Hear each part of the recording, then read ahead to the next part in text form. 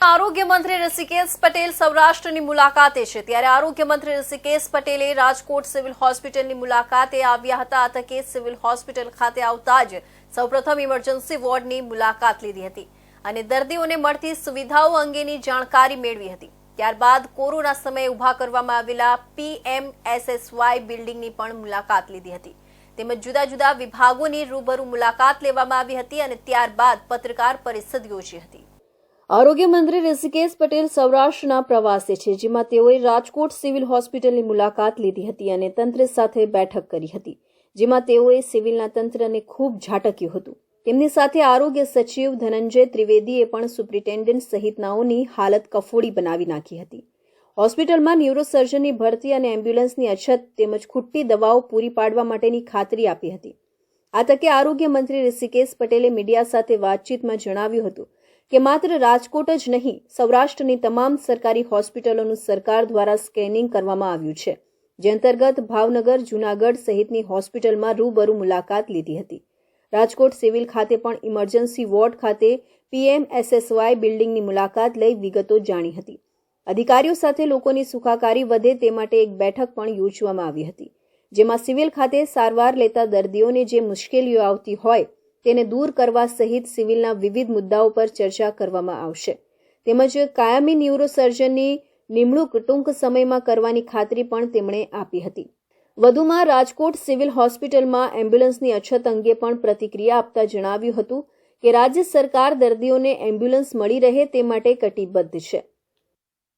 અહીંયા કેવળ Rajkot civil hospital નહીં પરંતુ જૂનાગઢ અને ભાવનગર બંને જગ્યાએ બંને જિલ્લાની આરોગ્યની વ્યવસ્થાઓની સમીક્ષા માટેની આ અમારો પ્રવાસ હતો। અમારી સાથે પર્સનલ અગ્રસચિવ પ્રિન્સિપલ અગ્રસચિવ અને સાથે અમારા કમિશનરની સાથે એક હોલિસ્ટિક એપ્રોચથી આખો એનો આરોગ્યનો આખા જિલ્લાનો ખાલી સિવિલ હોસ્પિટલ નહીં આના પછી અમારી મિટિંગ પણ થશે એની અંદર જિલ્લાના અમારી જેટલી યોજનાઓ ચાલે છે એનો રિવ્યૂ સાથે સાથે આ હોસ્પિટલની PHC CHC સબ ડિસ્ટ્રિક્ટ અને આપણી અહીંયા રાજકોટની મેડિકલ કોલેજ અને એની હોસ્પિટલ આ બધાનો રિવ્યૂ થશે અને અહીંયા સરકાર વતી અને સરકારની આશાઓ અપેક્ષાઓ શું છે એ પણ કહેવામાં આવશે અને સાથે અમે એમની કોઈ પડતી મુશ્કેલી હોય અથવા તો એમની કોઈ રજૂઆત હોય તો એ સાંભળી અને ઝડપથી એને કેવી રીતે સોલ્વ આઉટ થાય કેવી રીતે પ્રશ્નોનું નિરાકરણ આવે અને અમારી આશાઓ અપેક્ષાઓ લોકો માટેની પ્રજાને કેવી રીતે સારામાં સારી આરોગ્યની વ્યવસ્થાઓ પહોંચી રહે એના માટે આજની મિટિંગ છે જેમાં હોલિસ્ટિક આખું કેવળ સિવિલ હોસ્પિટલ સિવાય પણ બાકીના અનેકવિધ વિષયોની ચર્ચાને છણાવટ અમે કરવાના છીએ। સિવિલ હોસ્પિટલમાં એમ્બ્યુલન્સની અછત અંગે કાર્યવાહી કરાશે। આ માટે જરૂરિયાત મુજબ વધારાની એમ્બ્યુલન્સની ફાળવણી કરવામાં આવશે। આ સાથે જ દવાઓની અછત પણ સ્થાનિક સ્તરે પણ કેટલીક દવાઓની ખરીદી કરવાની પરવાનગી આપવામાં આવી છે। આમ છતાં કેટલીક વખત વહીવટી કારણોસર દવાઓ મોડી પહોંચે છે ત્યારે આવું ન બને તે માટેના પૂરતા પ્રયાસો કરવામાં આવશે। સાથે જ ગુજરાત રાજ્યમાંથી પકડાતા બોગસ તબીબો અંગે જણાવ્યું હતું કે તેમણે બોગસ તબીબો અંગે આરોગ્ય વિભાગ અને પોલીસ કાર્યવાહી કરે છે।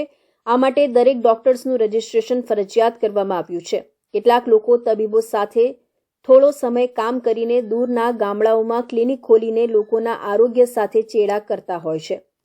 આવા લોકોને બક્ષવાના મૂળમાં આરોગ્ય વિભાગ નથી તેમજ આવા બોગસ ડોક્ટરને કડકમાં કડક સજા મળે તે માટે પણ રાજ્ય સરકાર સતત પ્રયત્નશીલ છે।